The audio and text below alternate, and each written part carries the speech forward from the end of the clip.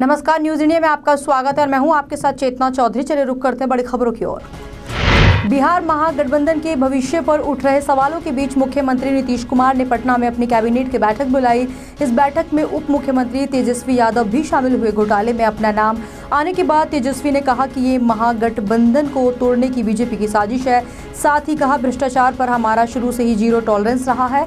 इसके साथ ही जिस वक्त घोटाले की बात कही जा रही है उस वक्त मैं महज 13 से 14 साल का था।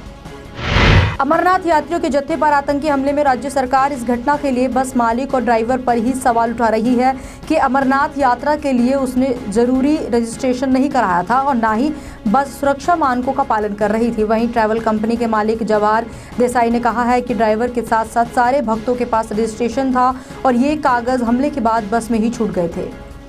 उत्तर प्रदेश की योगी आदित्यनाथ सरकार ने पूर्व मुख्यमंत्री अखिलेश यादव के शासनकाल की तमाम फ्लैगशिप योजनाओं को बंद कर दिया है। कई ऐसी योजनाओं पर भी कैंची चलाई है जो केंद्र सरकार की योजनाओं के समांतर शुरू की गई थी। ऐसी योजनाओं के लिए बजट में या तो बिल्कुल ही पैसे की व्यवस्था नहीं की गई है या टोकन मनी तक सीमित कर दिया गया है।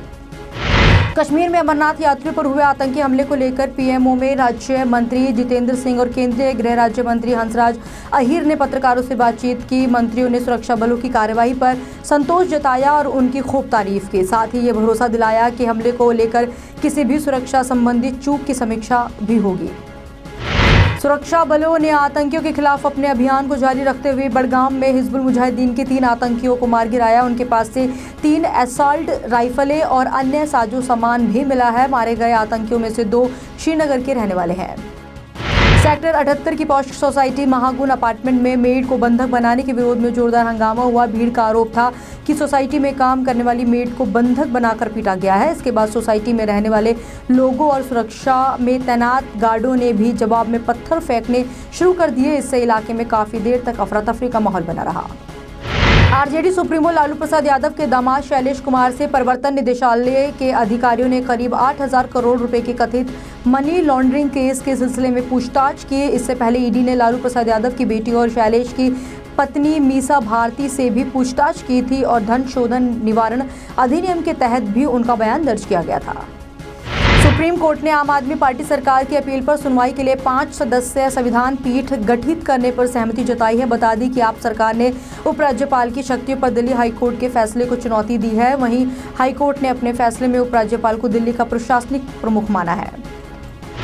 फर्जी कंपनी और हवाला रैकेट के जरिए काले धन को सफेद करने के खिलाफ सीबीआई देश भर में छापे की कार्यवाही कर रही है। इस दौरान पश्चिम बंगाल और रांची में कई जगहों पर छापे मारे गए। रांची में पदस्थ इनकम टैक्स विभाग के प्रमुख सचिव तपस दत्ता के कोलकाता स्थित घर पर भी सीबीआई ने छापा मारा है। भारत ने आतंकी संगठन आईएस के खिलाफ ठोस कदम उठाते हुए पहली बार फिलीपींस को $5 लाख की आर्थिक मदद दी है।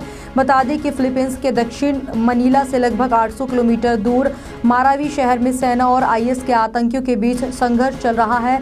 आतंकी समूह आईएस से लड़ने के लिए भारत ने पहली बार किसी अन्य देश की सहायता की है। चीन अपने इतिहास में सेना में सबसे बड़ी कटौती करने जा रहा है। अपनी सेना की पुनर्गठन प्रक्रिया के तहत चीन सैनिकों का आंकड़ा 10 लाख तक करने जा रहा है। चीनी सेना के आधिकारिक समाचार पत्र के अनुसार जनमुक्ति सेना, PLA नौसेना एवं मिसाइल बल समेत अन्य सेवाओं की संख्या बढ़ाएगा। यात्री अब हवाई जहाज और रेलवे का टिकट एक ही जगह से बुक करा पाएंगे। साथ ही उन्हें लंबी लाइनों में भी नहीं लगना पड़ेगा। रेलवे इसके लिए जल्द ही एक ऐप लॉन्च करने जा रहा है। इस ऐप के तहत यात्रियों को कई सुविधाएं दी जाएगी, जिसमें खुली रिटायरिंग रूम, खाने के ऑर्डर समेत ट्रेन टिकट बुक कराना शामिल होगा।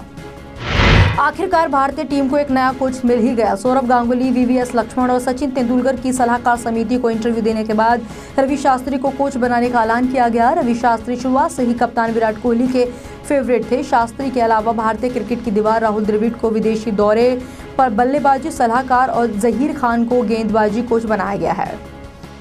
कॉमेडियन कपिल शर्मा ने फेसबुक लाइव किया है। इस दौरान उन्होंने कहा कि सुनील ग्रोवर उनके भाई की तरह हैं, वो जब चाहें शो पर वापस आ सकते हैं। साथ ही कहा, मेरी उनसे मुलाकात भी हुई है, देखते हैं आगे क्या होता है, वे जब चाहें तब शो पर वापस आ सकते हैं।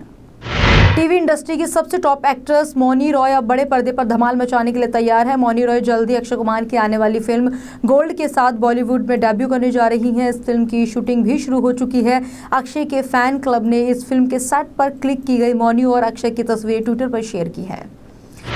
मेरे साथ बड़ी खबर में फिलहाल इतना ही। देश और दुनिया की ताज़ा तरीन खबरें देखने के लिए आप देखते रहिए न्यूज़ इंडिया। नमस्कार।